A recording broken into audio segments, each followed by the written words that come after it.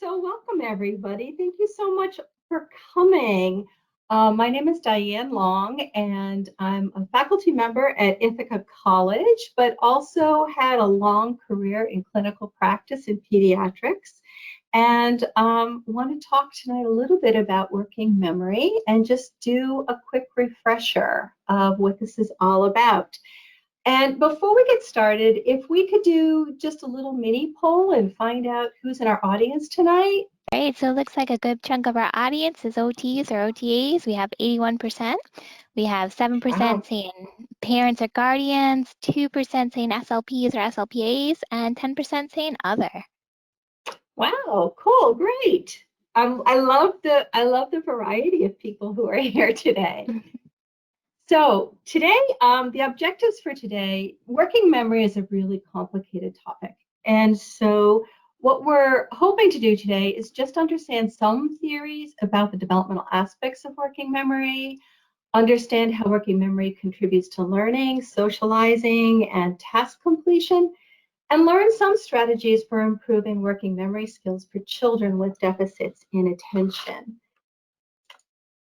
And I want to start by saying, first of all, that the theorists are still theorizing. There is no one set way of thinking about working memory at all. So you're going to hear a couple different views. There's definitely differences of opinion about working memory and what's going on with it. And I don't claim to be an expert in working memory. My interest came about when our youngest son was in, about second or third grade.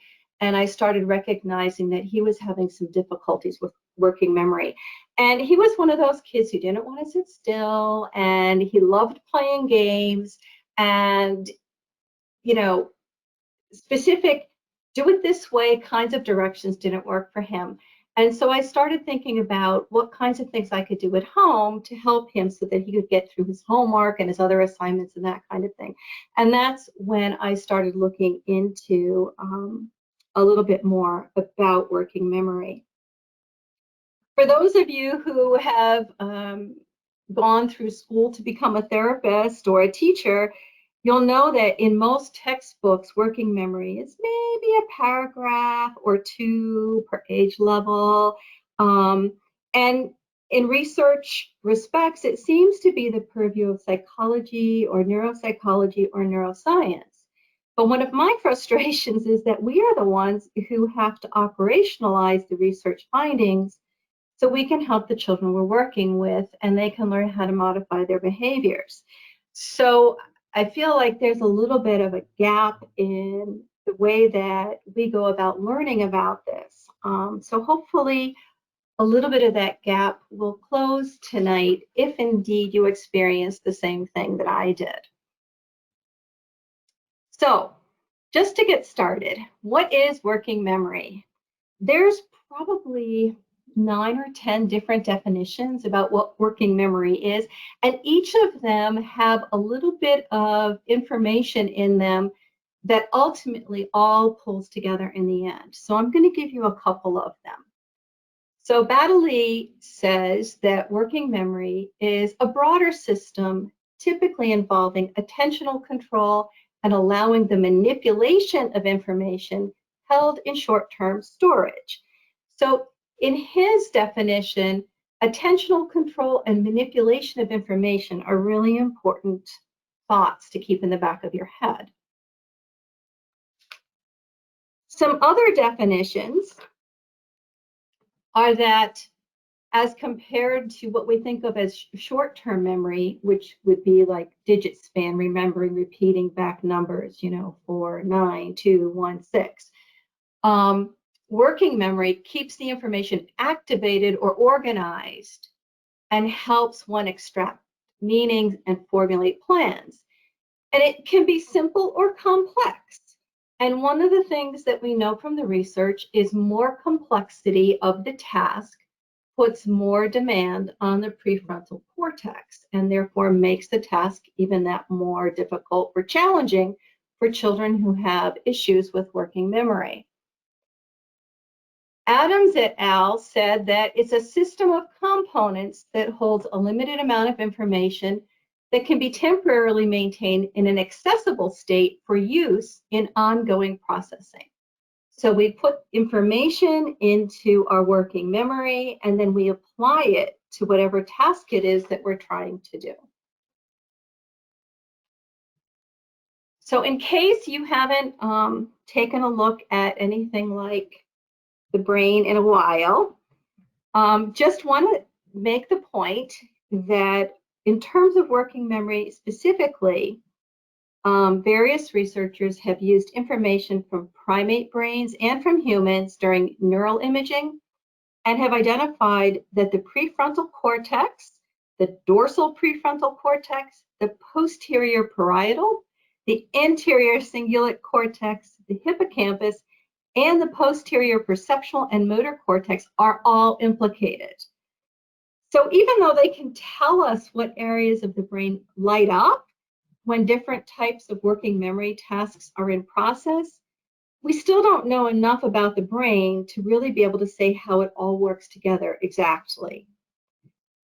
One thing to keep in mind is that the prefrontal area of the brain is not fully developed until adulthood. So development of working memory in children is sort of a work in progress all the way through adolescence. Other things to know about the frontal lobe as it applies to this is that this is where the dopamine system, that's where the most dopamine sensitive neurons are in the cerebral cortex. And that system is associated with reward, attention, short-term memory tasks, planning, and motivation. So if we have damage to this area of the brain, there are a variety of results that can happen. So some things that can happen are things like mental flexibility and spontaneity are impaired, but IQ is not reduced. Talking may increase or decrease dramatically. Perceptions regarding risk-taking and rule abiding are impaired. Socialization can diminish or increase. Creativity is diminished or increased, as well as problem-solving skills, and distraction occurs more frequently. And as I kind of go through that list, I'm sure that there are children who you know who might fit some of those categories. So just kind of keep those things in mind. Also, keep in mind that there's huge variety of the effects of this, right? Can increase or decrease. So how does this work? So the theorists have all different kinds of ideas about things. And I've chosen just 3 of them to just give you a little bit of a taste of what the theorists out there are saying these days. But this is a very, very active field of research, and there's a lot of people really, really working on these questions. So I suspect that there's going to be changes coming, down the line in the future, because there seems to be some conversation about what are the similarities and differences between the different theorists. So I wanted to start with Baddeley and Hitch, mostly because this seems to be the most predominant theory to either continue developing or to criticize.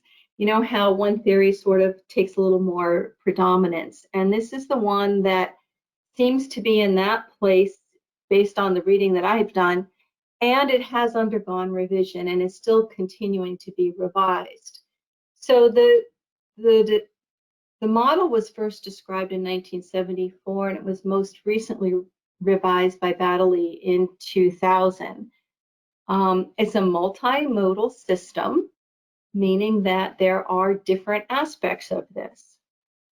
So Baddeley talks about a central executive, a phonological loop, an episodic buffer, and a visuospatial sketch pad as working all together to create our sense of working memory.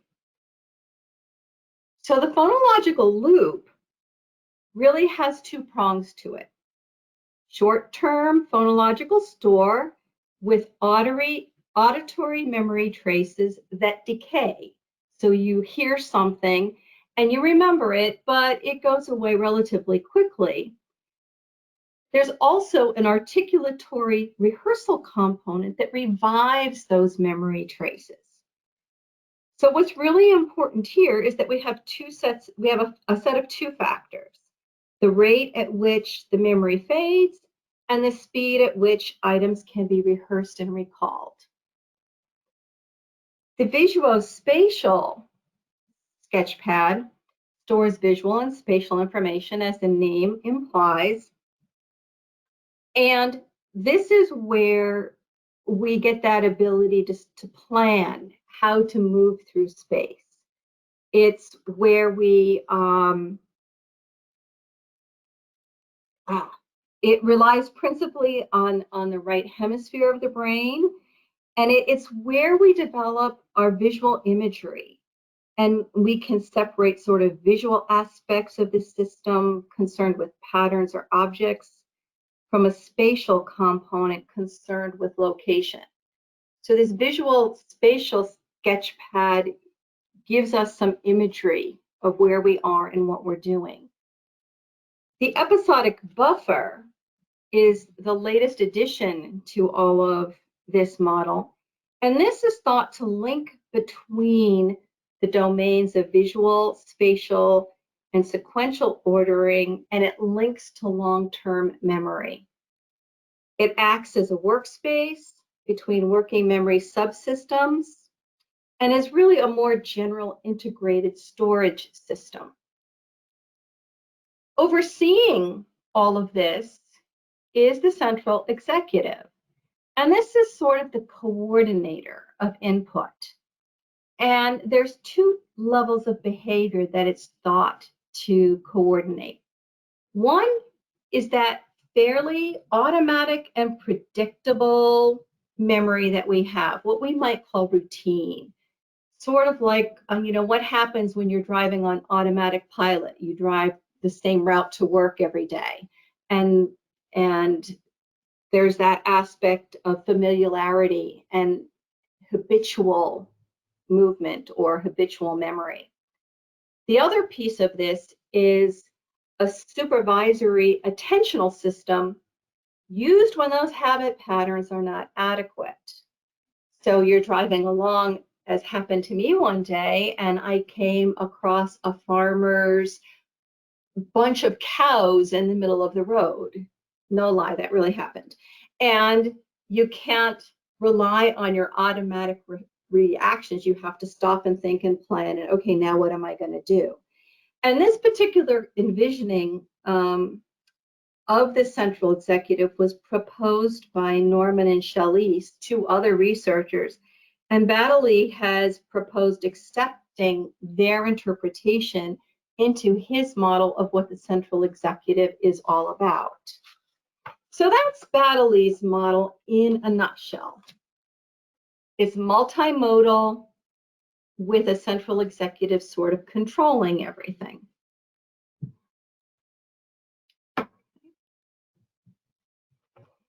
Let's take a quick look at what they mean by phonological. And if you haven't experienced this before, I didn't understand this concept until I actually did it. So we're going to do a little exercise. You might need a pencil. We're going to do the N back exercise.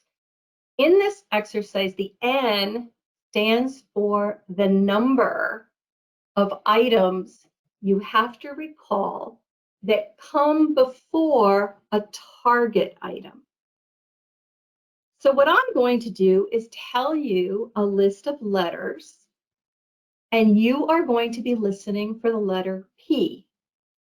And when you hear the P, I'm going to stop for a bit, and I want you to think back, and we're going to do 2 back. So I want you to think back 2 letters and write down the letter that you heard 2 letters before the P. And ordinarily, if I were teaching a class, I would say, does everybody understand that direction? And I'd see all the faces nodding up and down. I'm hoping that that was clear enough and that people are thinking, I got it. So I'm going to tell you some letters.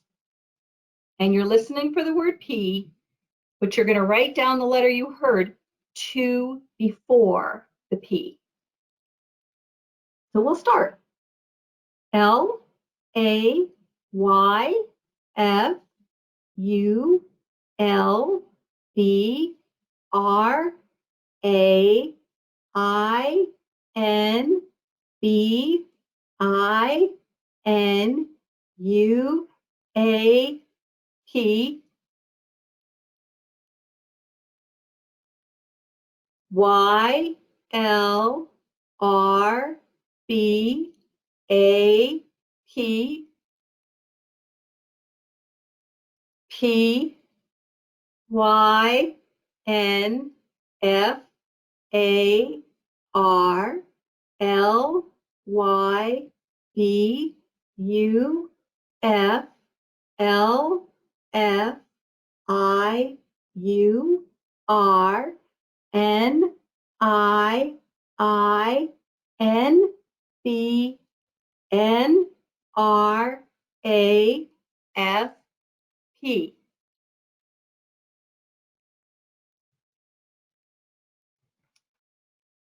Now, if all went well,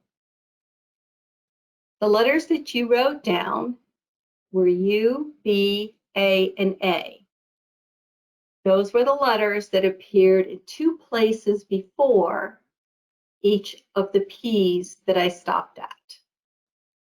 So this is what they're talking about when they're talking, in part, it's what they're talking about when they're talking about phonological. Remembering lists of words that sound similar are harder to remember. It's one of the things that we know. And we also know that if we're trying to remember something or trying to listen really hard auditorily, saying something that's not relevant when we're trying to remember that auditory information or visually presented information ends up with us losing the memory of that. So that's just one little phonological activity to do. Let's do another. And you'll need a piece of paper, and you'll have to be all on your honor about this. So the first thing that I want you to do is memorize this list in order of appearance.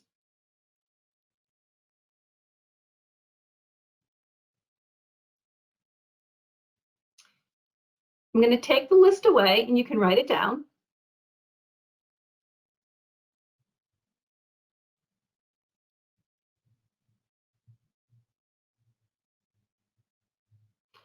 And I'm going to put the list back so you can check your answers.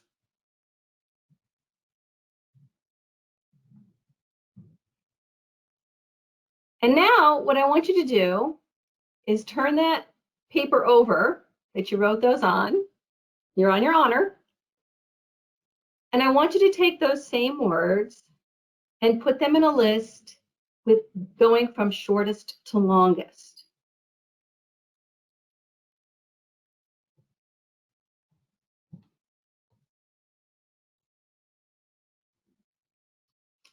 And so here is that short to long list.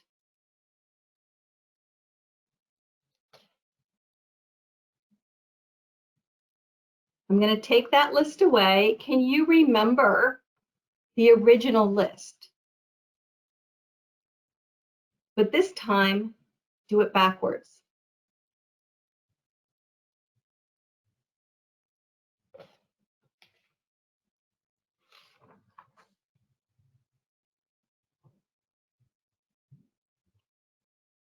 And there's the list backwards. And then the next level of complexity would be to ask you to put them in alphabetical order. And here they are in alphabetical order for you. I made that one a little bit easier for you. So what we just did in this little working memory task, I'm quite sure that all of you used some rehearsing. So when you saw the first list, some of you were going Florida, Utah, California, Hawaii, Mississippi, Texas. Florida, Utah, California, Hawaii, Mississippi, Texas. And you were creating a phonological rehearsal for yourselves so that you could remember them. Then we did what's known as shifting, where we changed the rules. Instead of putting the words back the way that you learned them, we asked you to do something different, put them in short to long order, and then backwards, and then alphabetical order. So we're increasing the complexity of this task, and we're putting more cognitive demand on you by changing the rules and increasing the complexity. These are important concepts to remember for later. We do the same thing with visual information. So we have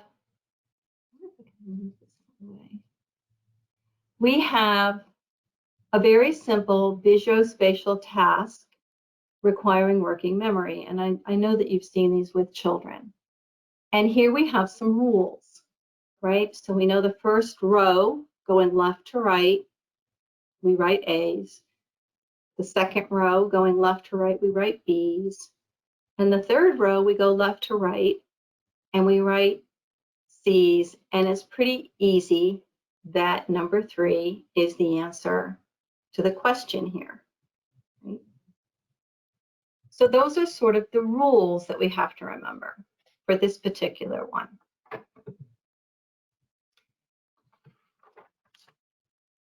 If we make this a little more complex, let me see if I can move this away. I cannot. Okay.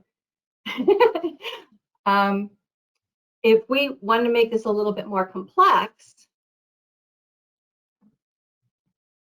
we can add in shapes. And if you look at this, hopefully you see that the answer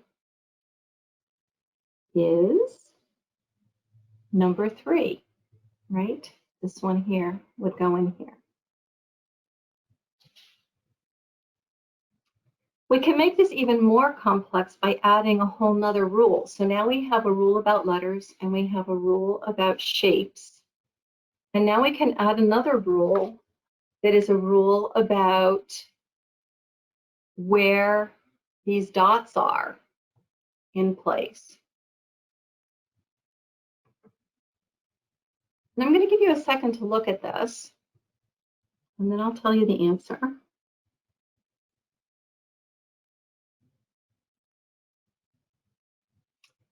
And the answer here is number 6.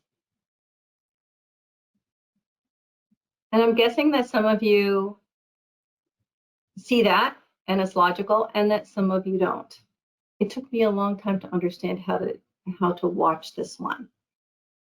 But what I found is that for me, the rule was about the empty corner, and that I was going to be rotating this clockwise, except that there was an exception to it. This is a complex rule. So if we rotate this one to the right, then we have it down here. But if we were to rotate it one more time, this left bottom corner should be blank, and it never is. Instead, we skip that blank bottom corner and we go to the top. And if we follow that rule, where we rotate clockwise but skip this bottom left, we come out with our answer of number 6.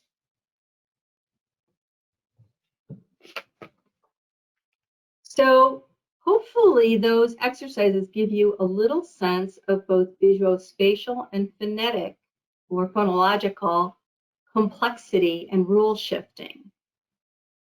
the kinds of things that happen when we're using our working memory.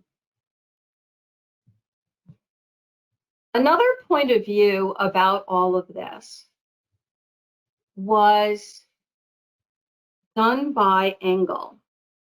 And he has a very different view of things.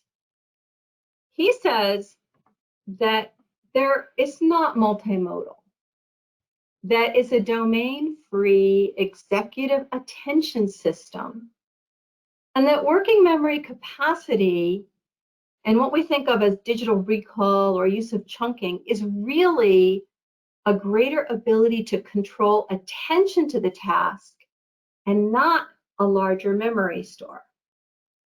So a very different viewpoint.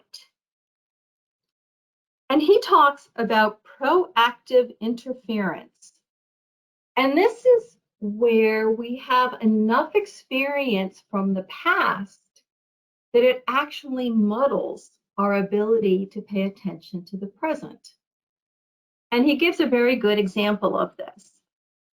Think about the first time you go to a new shopping mall and you've never been there before. So you look around the parking lot really carefully to figure out where it is you're parked. And you locate yourself against a store or a number on the lot or something along those lines. Works really well the first time. The more times you go to that same mall, if you don't park in the same place all the time, it's much harder to remember where you've parked consecutive times because you've got past experience now that is proactively interfering with your ability to remember this. So he also talks about general fluid intelligence. And that's where we think logically and problem solve in novel situations, and that it's very independent of acquiring new knowledge. That ability to think logically and problem solve is not the same as acquiring new knowledge. So Engel's viewpoint is really much more about our ability to control our attention as compared to a larger memory store. That's the crux of it. And he said that one of the reasons he started thinking about this, I'm going to read you a little story that he talked about.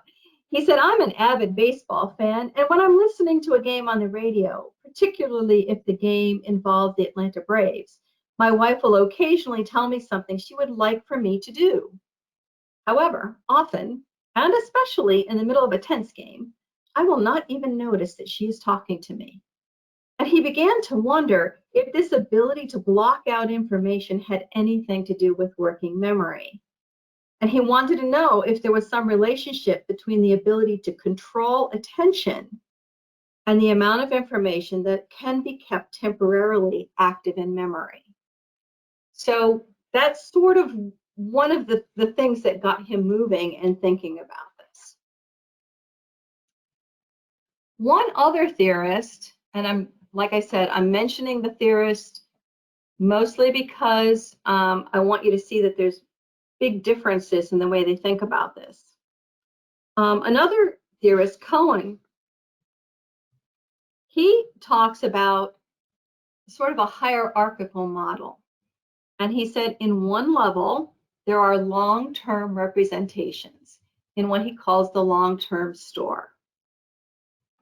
And then the next level is activated memory. And activated memory, this decays and is affected by interference or distraction. It includes sensory and semantic features, but it's sort of a middle ground. And then the third layer in his hierarchy is something he calls the focus of attention, and that this is very capacity limited. And what Cohen says is that we need to be able to recover our memories in some kind of a temporal sequence in which events take place and use it to mark other episodic information. So Hence, the long-term store, the focus of attention, and the activated memory work together in combination so that we can locate ourselves episodically in time. And he says also that the focus of attention is very limited, that adults can remember about 4 unconnected chunks. He also says or purports that the more similarities there are between the items being remembered, the more easy they are to confuse. And he would think that acoustic information in particular might be lost more rapidly in younger children, and the capacity, what we can keep in this focus of attention, and the rate of transfer between these hierarchies changes with age. So it improves with age over time.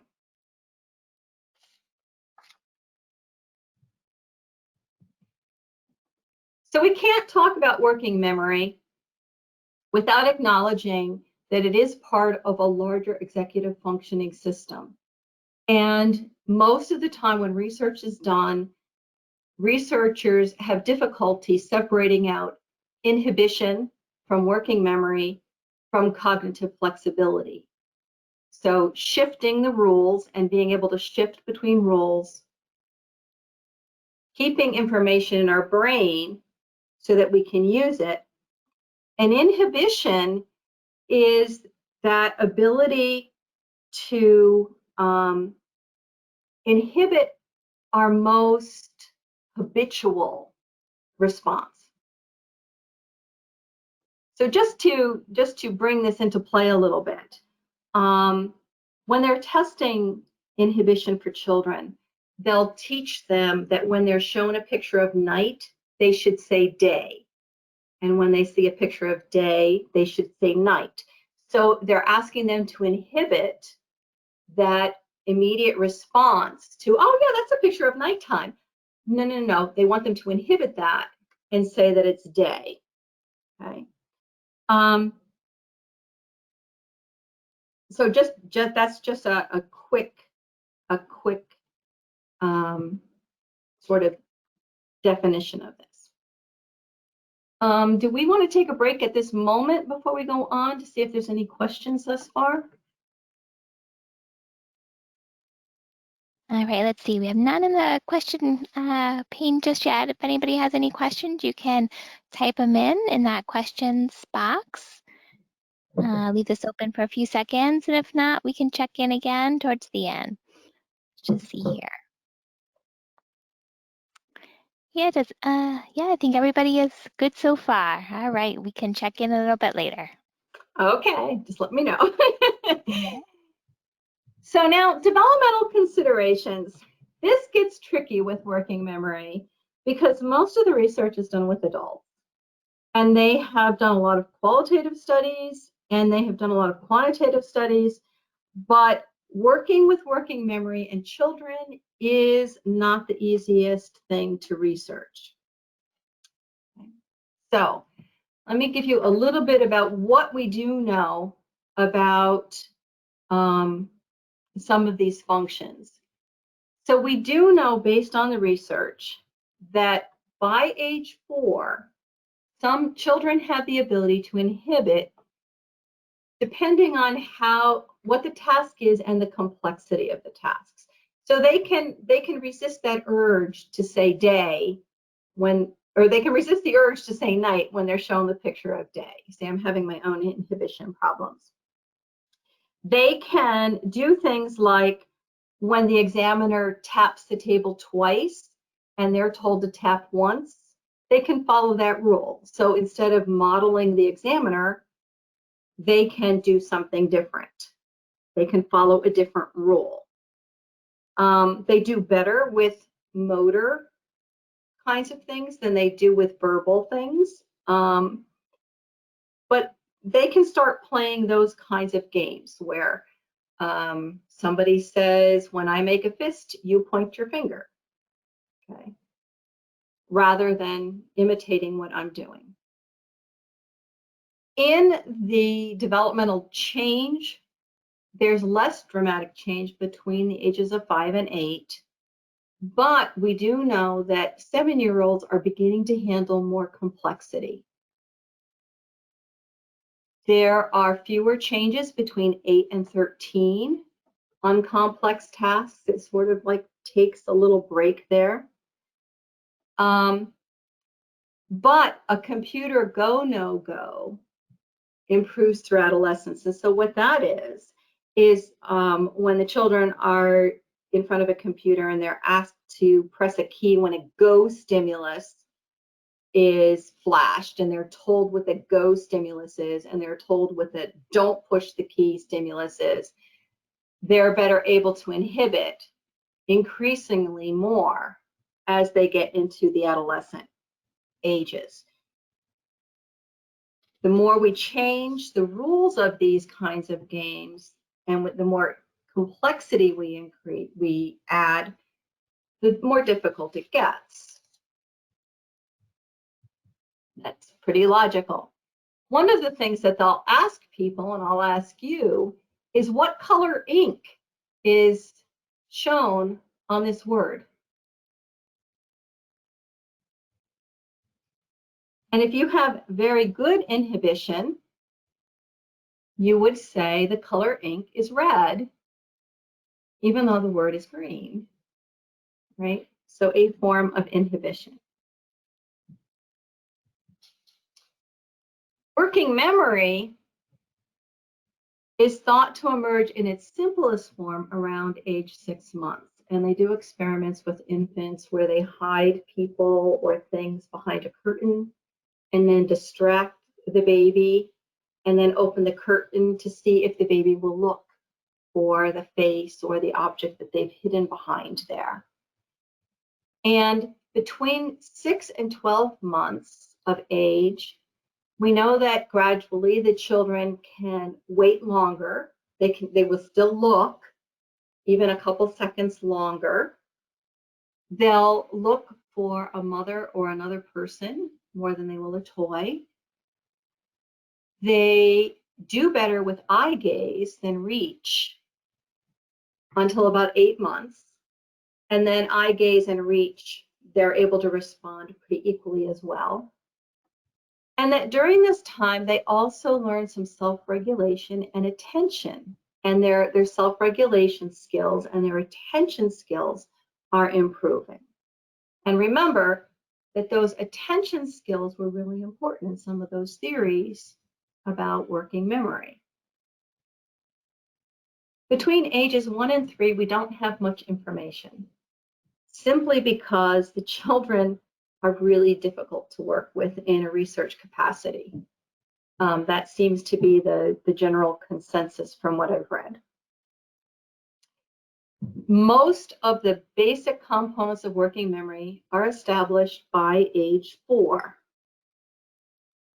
We don't really know how working memory helps infants, but it's hypothesized that it plays into the learning of language and of vividness of images, or a beginning sense of experiences or expectations based on a remembered event. So they're starting to maybe, know what comes episodically in their lives. So there's a linear increase in skill from ages 4 to 14, and then it levels off between 14 and 15, and that's in relation to both simple and complex working memory tasks. By age 6, if we're thinking about Baddeley, the central executive can coordinate between the visual, spatial, and the phonological loop to do complex tasks. And think about that, kindergartners, first graders are doing some pretty complex working memory tasks in school and in academics. What the research tells us is that after age 8, children are less confused by pictures with similar pictures. Remember, similarity creates more confusion in general with working memory. But after age 8, they are less confused by pictures with similar features. And they tend to do better on spatial rather than verbal tasks. But whether or not they're successful really relies more on the complexity of the task, more so than whether it's spatial or verbal. So the task complexity is really the key. Of course, as in all research, other researchers found the opposite, that children did better on verbal rather than spatial tasks. Like I said, there's not a lot of strong consensus on all of this information about working memory. But it's interesting to think that in some circumstances, the children do better or worse depending on the task that's being presented. Shifting, this is that whole rule changing thing that we did. You know, changing the rules. Remember the words in the list going forward. Remember the words in the list from shortest to longest. Remember the words in the list alphabetically. All that rule shifting, that mental shifting that we have to do. Between, in ages 3 to 4, they can shift between two simple sets. So a set could be, look at the picture and find all of the animals in the picture. And then look at the picture and find all the colors on the picture. So they're shifting between a set of colors and a set of animals. Okay. Before age 5, children make more errors when there's a time delay. When they have to hang on to the information for a longer time, they make more errors. After age 5, they make more errors when they have more to remember. So there's a little bit of a difference there. The time lag doesn't affect the children who are older than 5 as much as it does when they're younger than 5. And that makes sense, right? So 5 and 6-year-olds, just as an example of what they've had them do, is a card sorting activity where they have cards that have shapes on them and all different colored shapes.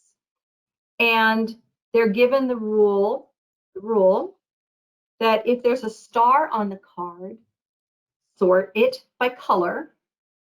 If there is not a star, sort it by shape.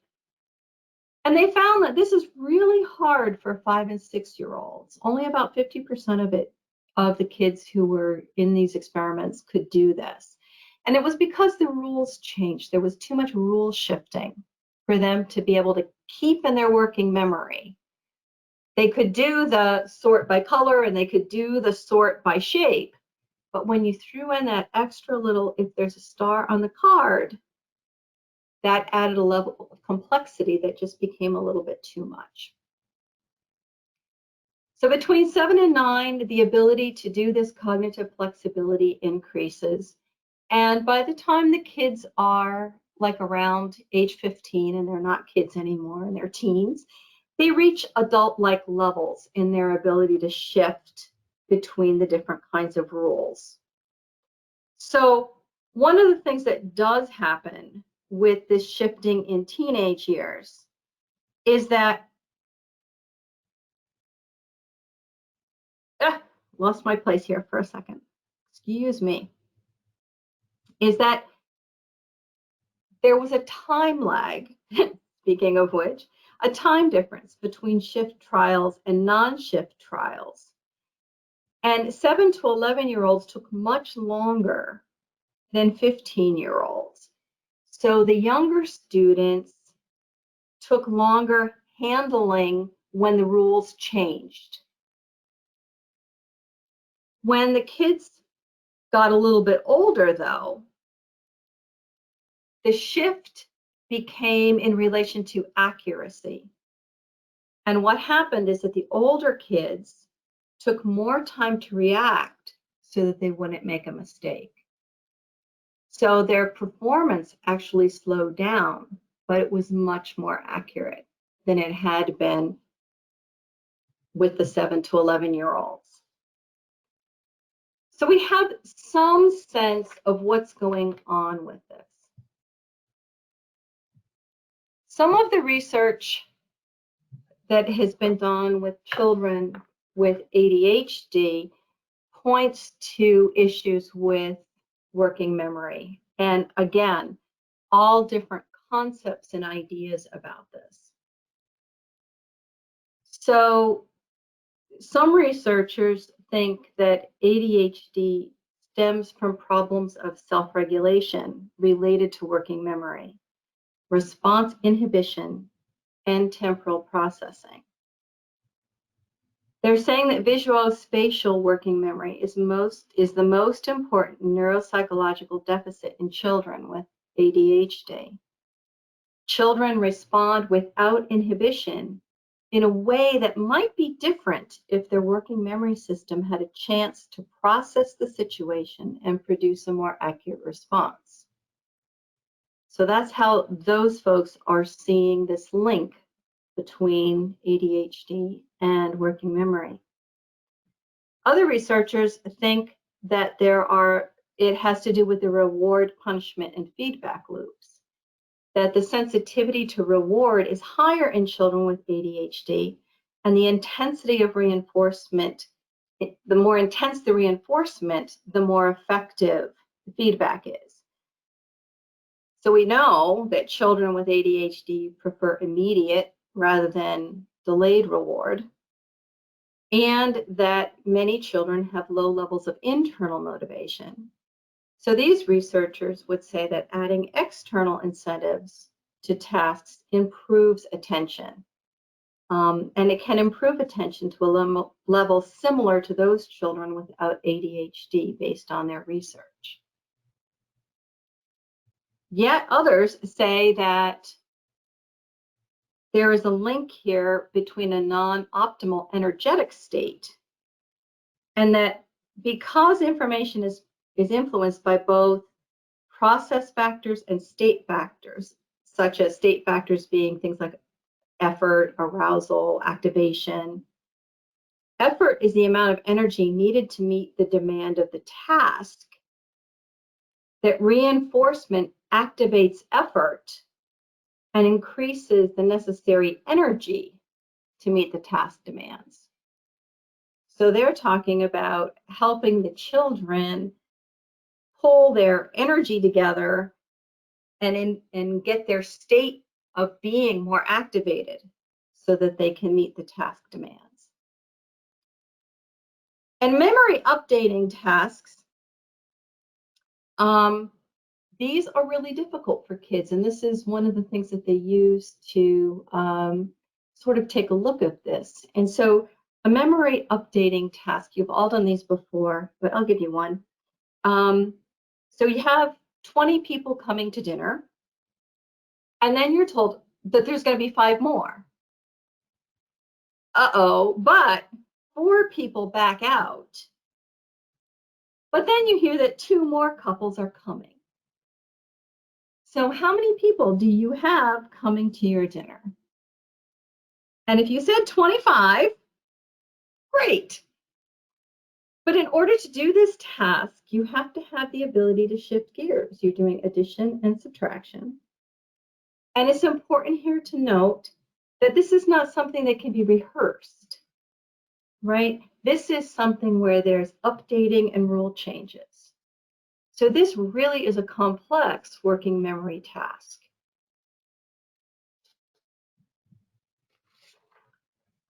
Working memory also plays into social problems, not just with children who have ADHD, but these are the children who have been studied. Think about 3 children on a playground and what skills are involved in a social interaction. And what the theorists are thinking, number one, that children with ADHD themselves, they don't see that there's a problem, right? And it's a performance deficit, not a knowledge deficit. They know how to interact. They know what they're supposed to do. They know that they're supposed to take turns. They know that they're supposed to wait. They know that they're supposed to talk and then the other person is supposed to talk. They have all that knowledge, but the problem is the performance.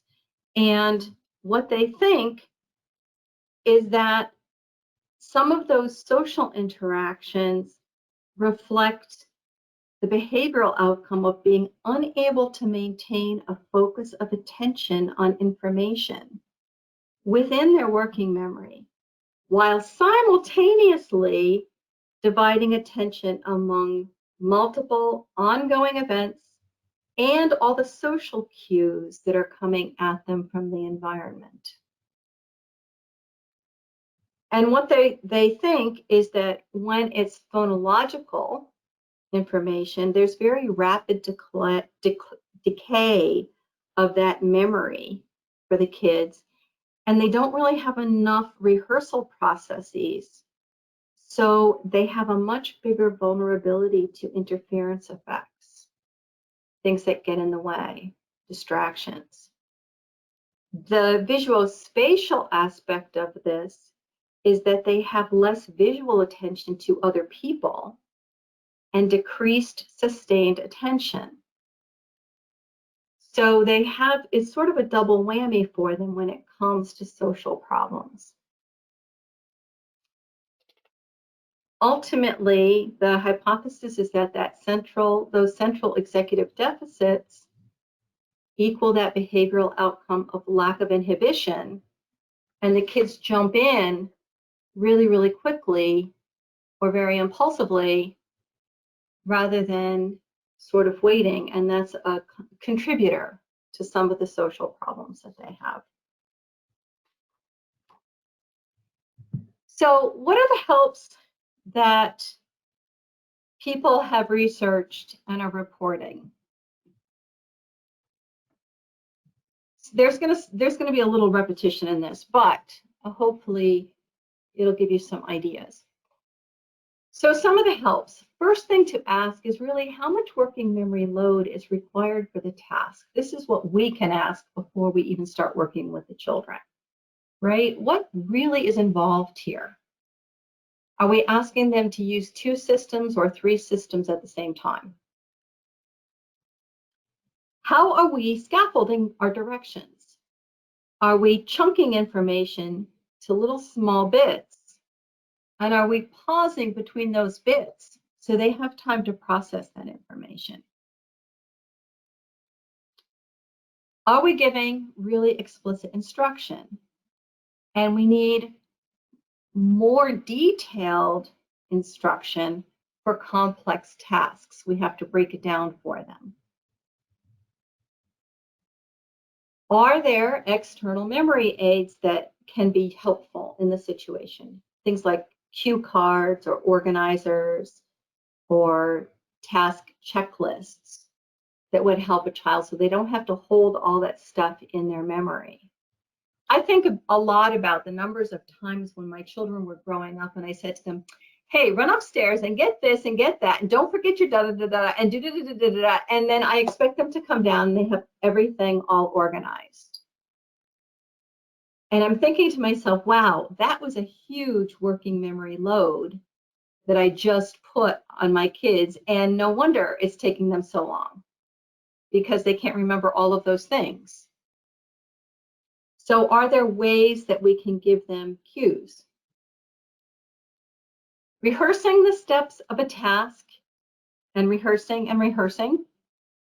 Are there ways to make room for that? And can we teach children how to self-monitor so that the children themselves become cognitively aware? There's no one-size-fits-all help for working memory because we have to look at each of the children individually, just as we would with any other type of skill that we were trying to develop.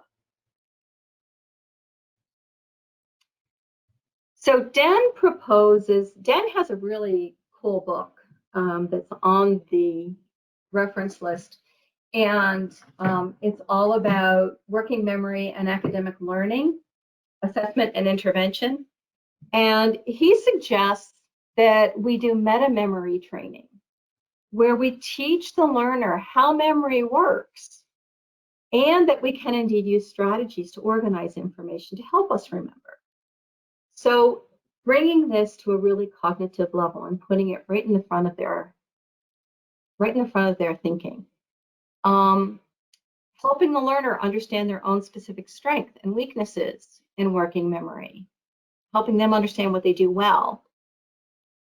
Help them understand why it's worth using memory strategies and to know when, where, why, and how to use which ones so that they build a bank of memory strategies that they can apply in different situations. He also suggests having the learner do memory exercises with you and then debrief on what was used and whether it was effective, and to help them learn how to advocate. Once they know what kind of strategies work for them, help them learn how to advocate for those strategies. So if it means that they need to rehearse, that they can advocate for themselves to have a minute or two or some time to sit and rehearse what they need to do before they have to go and do it.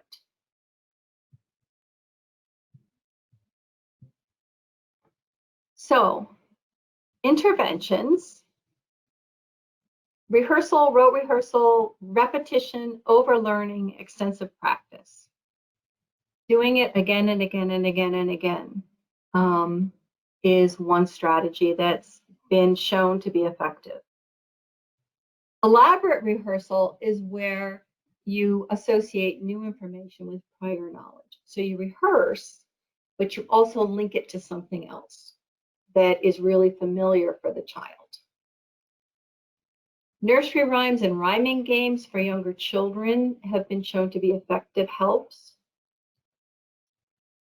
Chunking, remembering related items that are larger wholes, but remember them in smaller wholes. So this list of words is IRS, CIA, FBI. And it would be easier to remember IRS, CIA, and FBI than it would be to remember this string of 9 letters without chunking them. Having children paraphrase to make sure that they're understanding the directions or the task at hand and what they need to be doing. Using visual imagery or mnemonics. We all know homes, right, for the lakes. Or using some kind of visual imagery to help them think through the task, kicking in a whole different set of skills. They recommend dual encoding so that you have both visual and verbal input for the task, and that you organize through categorization of some sort. Help them learn how to find the categories.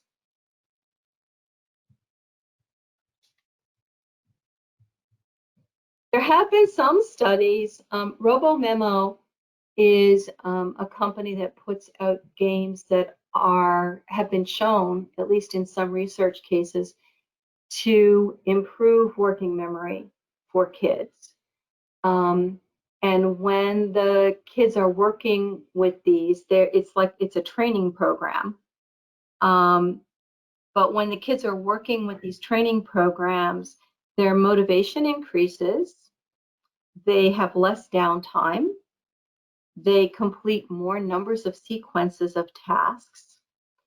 Their performance error rate goes down, and their working memory efficacy, as used by commonly used working memory tests, seems to improve. What they don't know is they don't know what aspect of the game actually made the working memory improve, but they have seen that a number of different computer games can help kids with their working memory. So in the classroom, some of these same kinds of helps: reducing the working memory load. And I know it's repetitive, but I put Alloway and Carpenter up there because they did a really nice 3 student case study article about 3 children who had learning disabilities, and they broke it down. They did a really nice profile of each of the children and what specific kinds of working memory problems those children had, and what kind of specific helps were recommended for them in the classroom. And that might be a really nice place to start if you're wanting to dig into this some more. So using simple language, simplifying the load. You know, we don't think about it, but taking notes and listening at the same time is a really big working memory challenge. So if there's a way to lessen or simplify the load so that they're only taking notes or only listening, or somebody else is taking notes and they are listening, or, you know, splitting this apart somehow would be helpful for many children. Repetition of tasks so that they can practice. Again, giving them that time for rehearsal and processing, and time for active thinking about the material. When we're learning something new, we need time to process it. Children who have working memory challenges, they need time too, and that's not always built into the school day for them or into the lesson time for them. Use of visual cues, checklists, and prompts.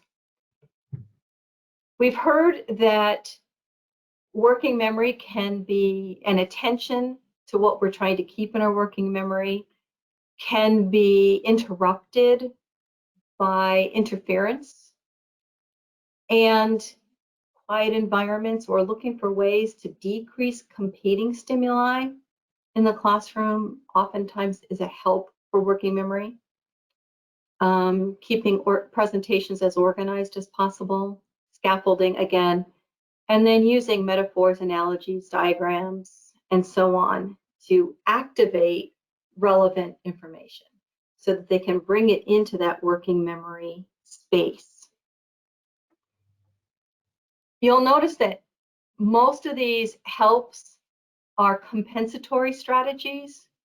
From what I've seen, there's a lot less known about remediation as compared to sort of compensation strategies. So I'm going to just do and end here with a very shameless plug, sorry, for the game that I created when I was thinking about my son and his working memory needs. It's a game called Trunks. And this one is built on concepts of dual encoding with visual and verbal presentations, and of progressively long sequences of motor actions. And in this game, it's a card game, but in this game, the children choose a card. They see a picture of a kid doing an action on the card, and they read what the action is, and then they get to do it. And then they put their card down, and on their next turn, they pick up a new card. They do the same thing with the new actions, but they also do the one that preceded it. So they're practicing longer and longer sequences of motor actions.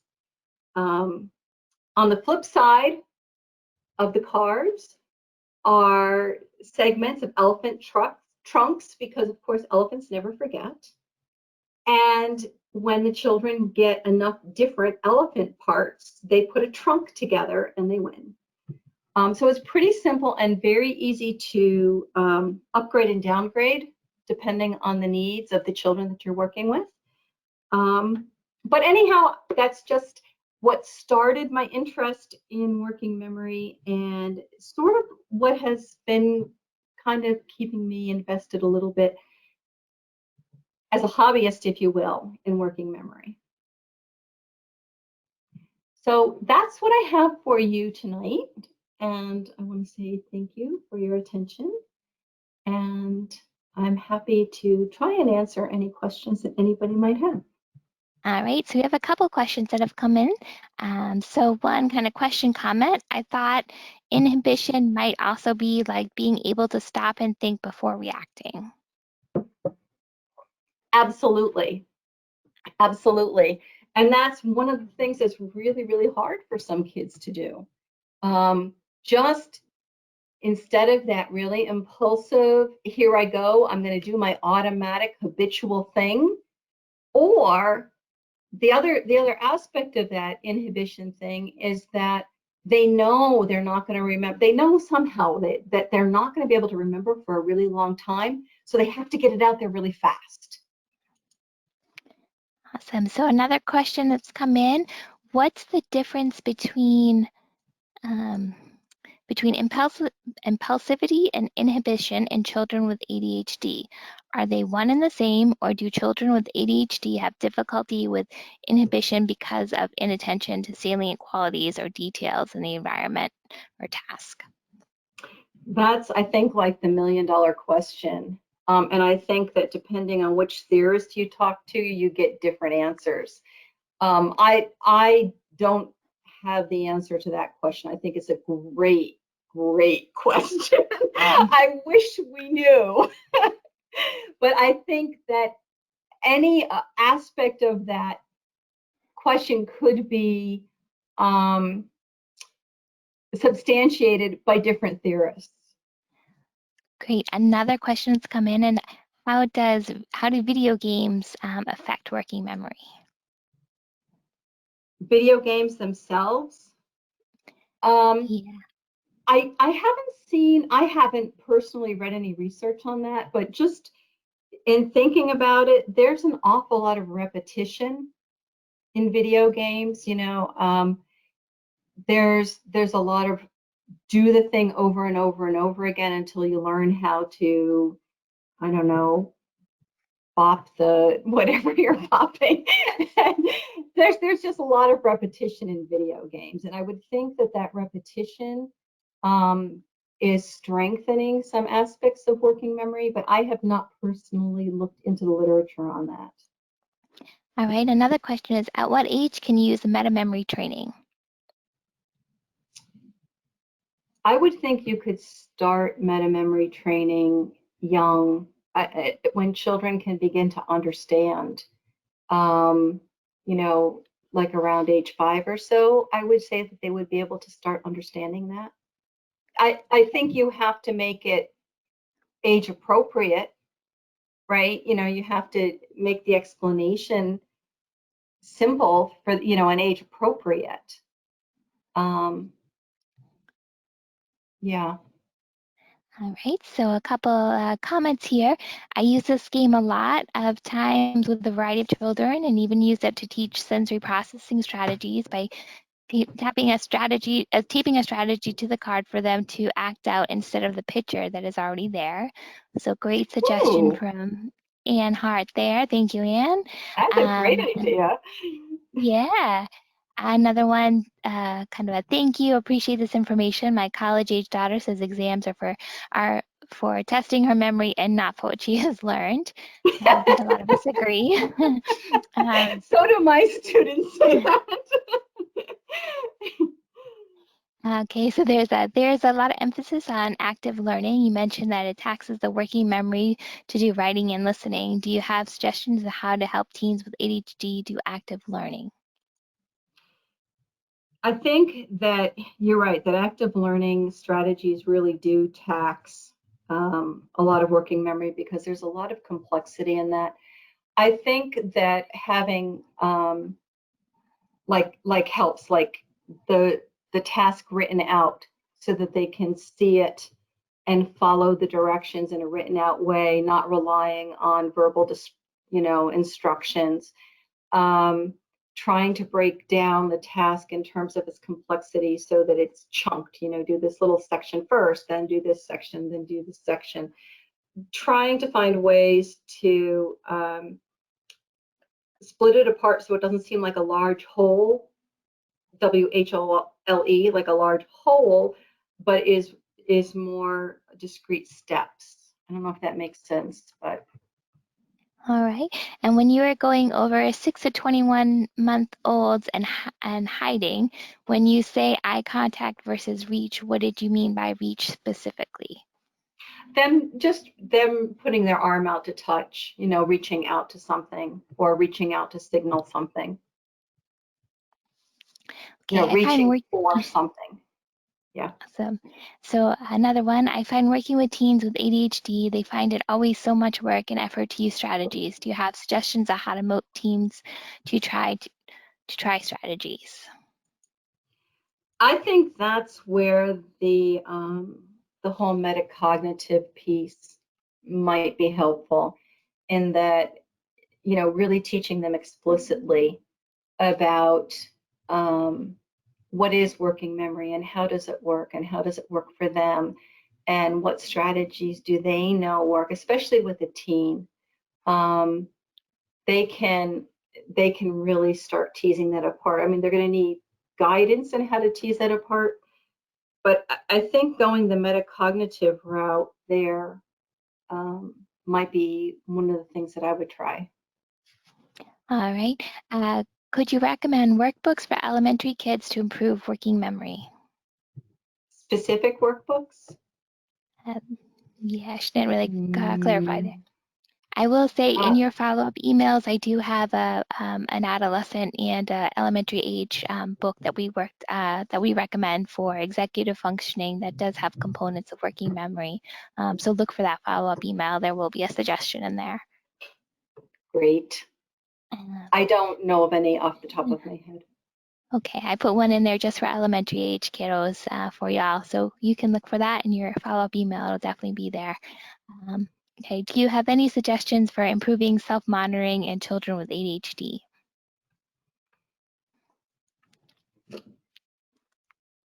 I think again, I would tend to try the metacognitive, you know, approach. When do you feel like you're, you know, can you identify when you responded really impulsively to something? Can you think of a different way to do that? How can you help yourself remember to take a breath and wait? That kind of metacognitive aspect.